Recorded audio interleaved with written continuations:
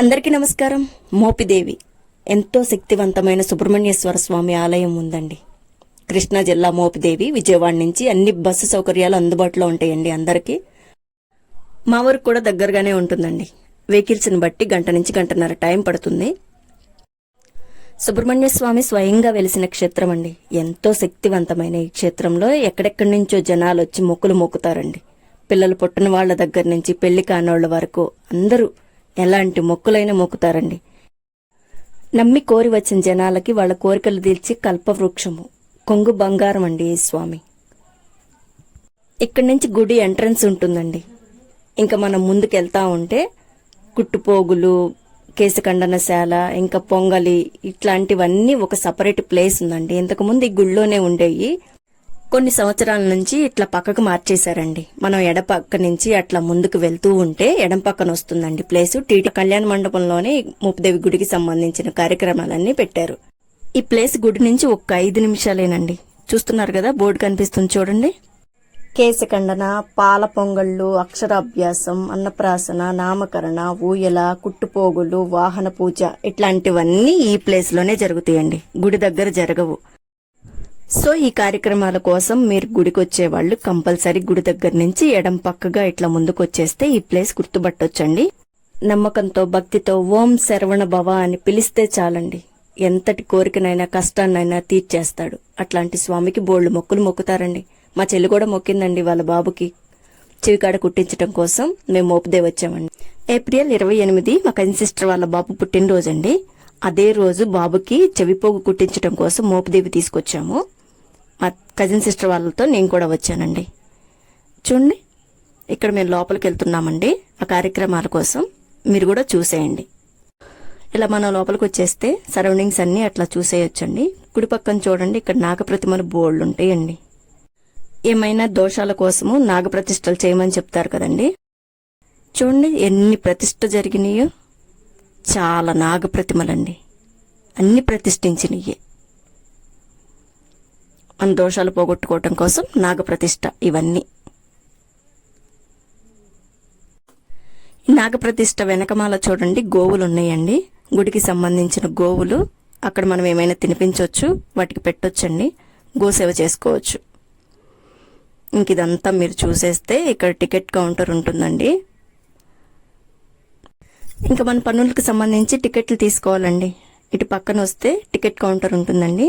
మా cousin sister, బాబు, నేను టికెట్ల కోసం వెళ్తున్నామండి. టికెట్ ఛార్జెస్ అన్ని పక్కన ఉన్నాయి చూడండి. బాబుకి కేశఖండన కోసము ఇంకా పొంగల్ చేయడం కోసం 2 టికెట్లు తీసుకున్నాము. అలా టికెట్ కౌంటర్లో టికెట్స్ తీసేసుకుని ఆ కౌంటర్కి ఎడం పక్క నుంచే దారి ఉంటుందండి. పొంగలిశాల కనిపిస్తుంది కదండి.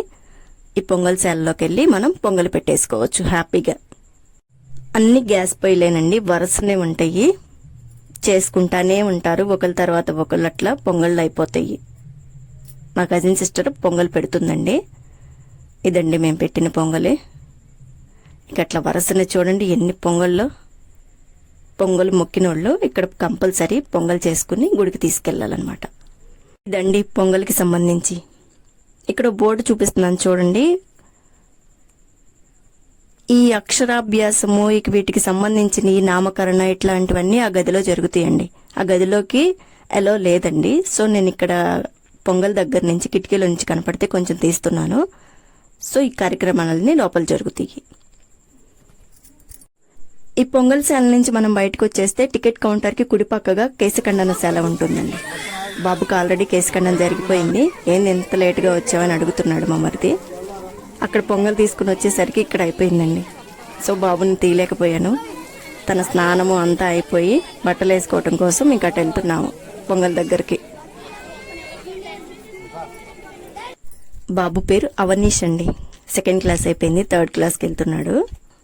కజిన్ సిస్టర్ వాళ్ళ పాప అండి తను, దేవర్షి సాయి లిఖిత. 5th క్లాస్ అయిపోయి 6th క్లాస్కి వెళ్తుంది. బాబుకు వాళ్ళ నాన్నే బట్టలు వేసుకుంటున్నాడండి. ఇది చూస్తున్నారు కదండి, ఇదేనండి బాబుకు కుట్టించే చెవి కాడ.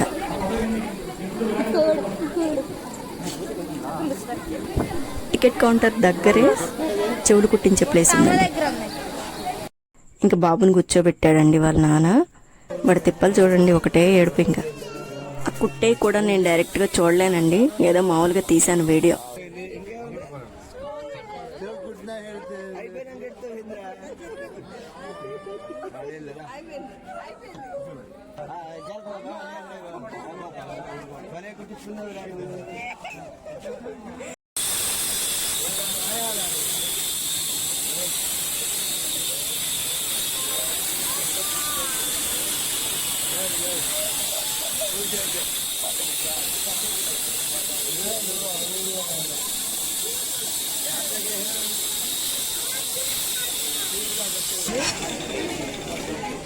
అయిపోయింది, ఏం లేదు. కళ్ళు దుర్చు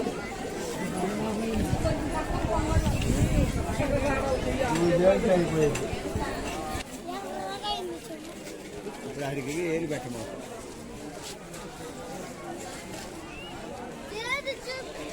చూపించింది మీ బాగా చేస్తుంది. చూడు చూడుతా అదే ఊళ్ళో మాడిపోతా.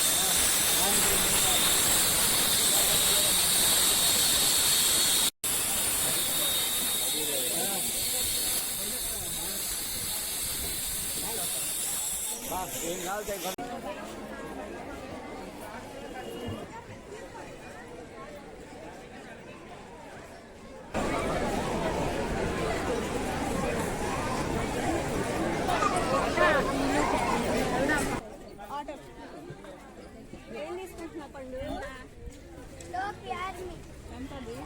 ఇక ఇట్లా పొంగల్ సేన నుంచి బయటకు వచ్చేసామండి. బయట షాప్స్ ఉంటే టోపీ కొనుక్కుంటున్నాడు బాబు, ఆర్మీ క్యాప్ కొనుక్కుంటున్నాడు అంటండి. ఏప్రిల్ లాస్ట్ వీక్ కదండి, ఎండలు బాగా ఉన్నాయి. ఇంకా కింద కాళ్ళు కాలుతాయి కదండి, దేవస్థానం వాళ్ళు ఆ ఏర్పాట్లు చేశారండి. దాని మీద వస్తే మనకి వేడెక్కువ తెలియదు అనమాట. ఇంకట్లా మనం రోడ్డు మీదకి వచ్చేసామండి పొంగల్ తీసుకుని. మనం ఇందాక బోర్డు చూసాం కదండి, ఆ బోర్డు వరకు వచ్చేసి మన కుడి పక్కగా నడుచుకుంటూ గుడి దగ్గరికి వెళ్ళిపోవాలి. 108 కొబ్బరికాయల మొక్కు ఒకటి ఉందండి. ఆ మొక్కు కోసం ఆ కొబ్బరికాయలు కూడా తీసుకొస్తున్నాడు మా మరిది. ఇక అక్కడి నుంచి ఫోన్లు కూడా డిపాజిట్ చేసేసామండి. ఫోన్ ఎలా లేదు, లోపలికి ఇంకా వీడియో తీయలేదండి, ఇంతవరకే వీడియో ఉంది. ఇంకట్లా దర్శనానికి వెళ్ళిపోయామండి. సుబ్రహ్మణ్య స్వామి దర్శనం చేసుకుని రిటర్న్ కూడా వెళ్ళిపోయాము.